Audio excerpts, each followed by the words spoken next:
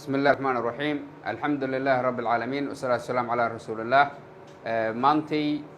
oo ay taariikhdu tahay 28-ka bisha January 2021 waxaan halkan doonayaa inaan mahad ballaaran uga jeediyo madaxweynaha Jamhuuriyadda Federaalka Soomaaliya mudane Maxamed Cabdullaahi Farmaajo oo runtii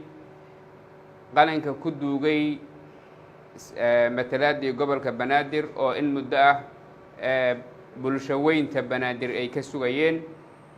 waxaan leeyahay waan kaaga mahad celinaynaa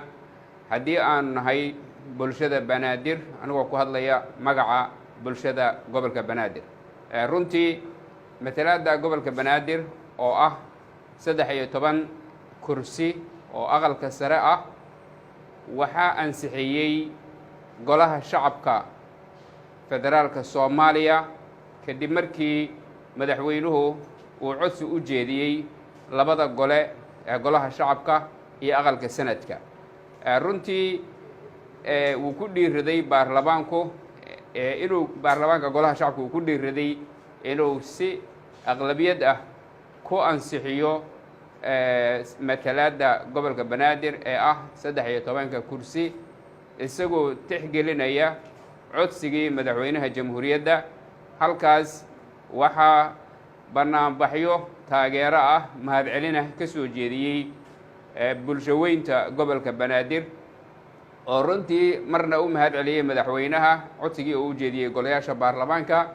marka kalena u mahad celiyay golaha shacabka markii ay ansixiyeen maantay waa maalintii kama dambaysta ahayd madaxweynuhu uu qalinka ku duugay matalaada gobolka Banaadir ee aqalka sare arrintan waa arrin taariikhi ah waa arrin sharaf u ah reer Banaadir sharaf u ah madaxweynaha jamhuuriyadda maantay ayaa la ogaan doonaa cidda mucaaradda oo ka hortimaada oo runtii ah cadowga reer Banaadir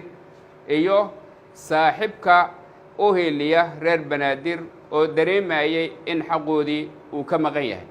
waa maalintii kala baxa waan soo dhaweynaynaa waana muujin doonaa haddii aan nahay reer Banaadir sida aan u taageersan